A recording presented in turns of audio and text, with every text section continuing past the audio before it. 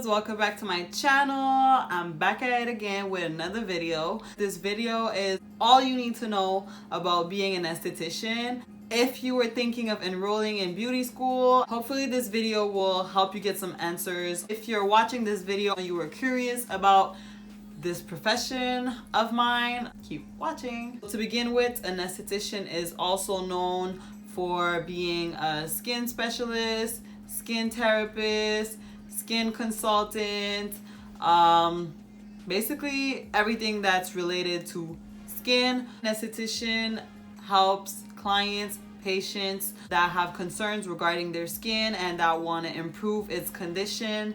They come to us for advices, plans, products that they could use, techniques that they could use in order for them to clear their skin or whatever concerns they may have, whether it's wrinkles or dark circles, hyperpigmentation. They come to you for advice. Although you are not a dermatologist to prescribe or diagnose, you can find estheticians in salons, so hair salons, nail salons. You can find estheticians in spas, medical clinics, medical spas. When I say medical clinic, I'm talking about dermatologists or a plastic surgeon. You could also find esthetician at beauty counters, at pharmacies, drugstores, as cosmeticians.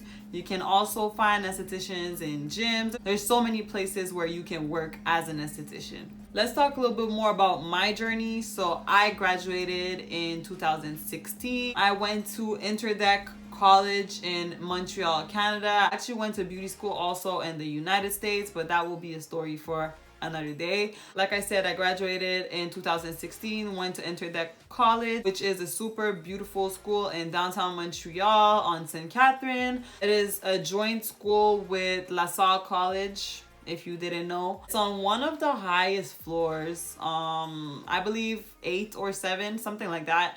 It's a whole floor for the beauty department, basically. So you have hairstylists, you have makeup artists, and you have estheticians. Beautiful environment to learn and to actually practice on each other or on clients eventually. Something to consider if you're thinking about going to InterDec College. It is a private school. It's a course that is pretty expensive. I enjoy going to class every single day. So it was something that I was passionate about, that I am still passionate about. To me, it was something fun, and that's how it should be. So this was actually this was my first uniform. To talk about being an esthetician, I had to wear my esthetician wear, right? So anyways, there are public schools, there's adult schools. My recommendation to you is to Google and find a school that suits your needs. Go out for school tours, go out for a visit, ask questions.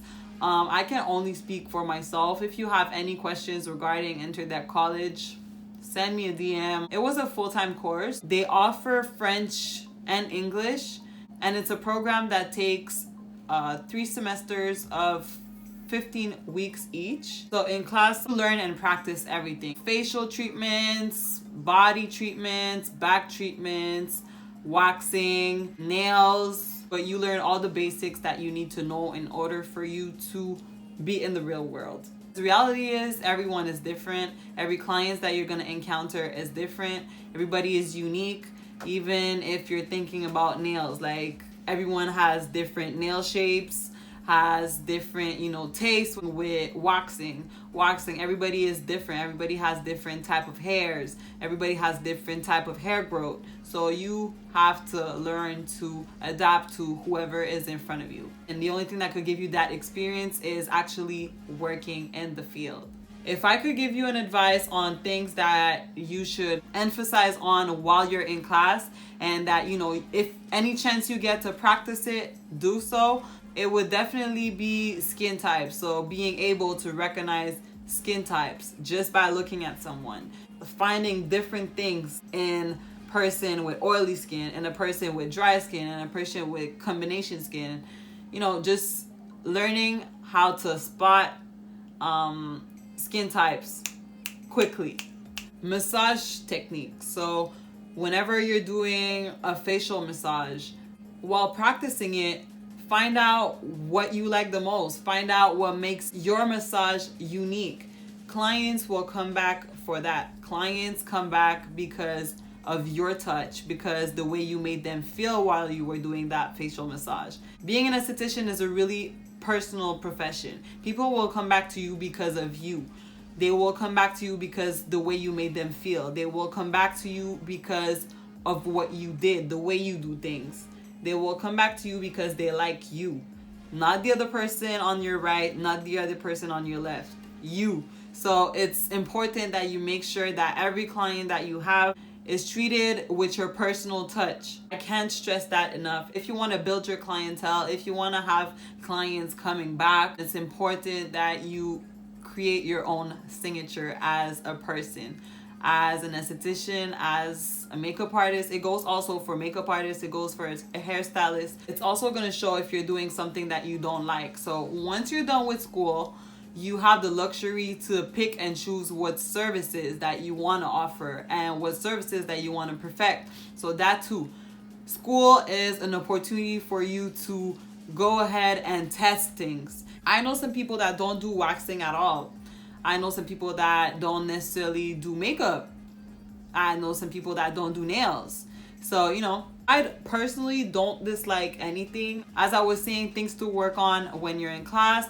If we're talking about nails, nail polish application, okay? So once you get in the real world and you start doing people's nails and stuff, it's important for you to eventually get better at it if you're not good already.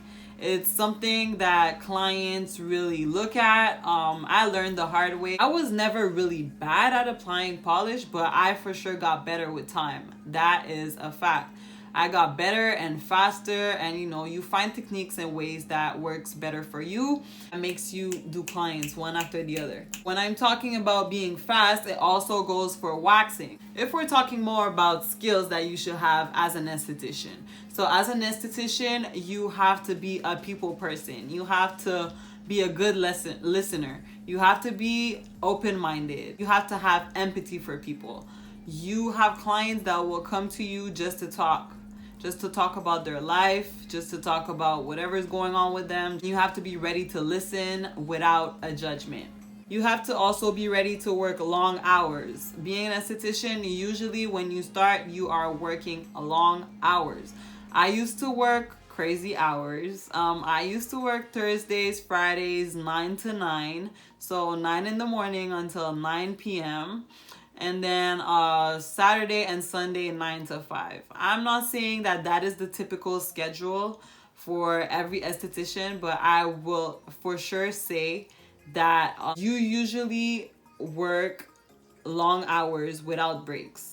And that is a fact. When you have clients, your clients go first and you have to adapt your schedule to them. It's not rare that you won't have a lot of time to rest or to take breaks. You have to be in good shape. When I say good shape, I'm talking about being capable of, lifting stuff sometimes, being capable of standing still for a long period of time when you're doing facials. Some people sit when they're doing facial, or like when you're doing makeup and stuff, you have to be standing. So there's that. There's also, dealing with people's characters, dealing with people's personalities. You will encounter some people that you don't necessarily get along with, but you have to treat them with respect. It's also a field where you are allowed to be creative. Every single day is different, and it's something that you have to be ready for and something that you have to enjoy. That's part of the things that I love the most about my job. All of those things are pretty much the things that you find in a good esthetician. So now let's talk about the real stuff. Let's talk about the salary. It could be different situations, but usually you could either be paid hourly or on commission or both. When you're paid on commission, it could be 40% you, 60%, 50-50, or maybe 60-40, or even more than that, depending on how you deal with the person that you're working for or the establishment where you're working at. When you're paid hourly, your salary is usually close to the minimum salary, depending on the deal that you have. I know some people that make more money being paid hourly, and I know some people that make more money being paid off commission. It depends on what works well for you and how comfortable you are with it. You will get some tips, so that also helps when it comes to your hourly pay. One of the things that people don't necessarily know is being an esthetician, you won't usually get insurance or, you know, life benefits, associate benefits. That's not something that you get as an esthetician unless your salon offers it or your spa. So that's something to actually ask. Being a medical esthetician usually pays more. But with that being said, I also know regular esthetician that makes more money, way more money than a medical esthetician. So it all depends on where you work. It depends on your clientele. It depends on, you know, the way you set things for yourself. So with that being said, it's all up to you to find something that works for you. So some tips that I would have for you for after school would be continuous education. So whatever training that you could get, whatever research that you could do, you know, the beauty industry evolves every single day. There's some new product, new techniques, new machines, new everything that comes out every single day. So it's your responsibility to Google, it's your responsibility to sign up to things, it's your responsibility to be interested in these kind of things. Like if you want to go get some other certification, if we're talking about spray tans, if we're talking about eyelashes, if we're talking about laser, if we're talking about dermaplaning, if we're talking about microneedling, if we're talking about microblading, whatever it is you would like to learn, go for it, because those are some things that you could add on to your certificate. You also gain more clients when you get more certifications, because you open up your range of people that you could offer your services to. It also looks good on your resume or your CV once you go and apply for jobs. What can you do better than the next person, and what can you bring to the table that the other person can't? Another tip that I could give you when you're fresh out of school would be ask questions. Don't be shy. You know, other estheticians are usually always there on site, you know, wherever you're working at, if you're not working for yourself, of course. I'm sure they will answer your question, because when you're passionate about the beauty industry, you just want to help out. We were all there at some point, somehow, and we all had to follow these steps to get to where we are now. With that being said, I hope I answered all your questions on my profession, and I hope that you that was watching this video and that wanted to enroll in beauty school, well, I hope that you do, and I hope that I could say welcome to the club soon. If you like this video, don't forget to give it a thumbs up. Don't forget to subscribe to my channel, and I will see you all in my next one. Bye, loves.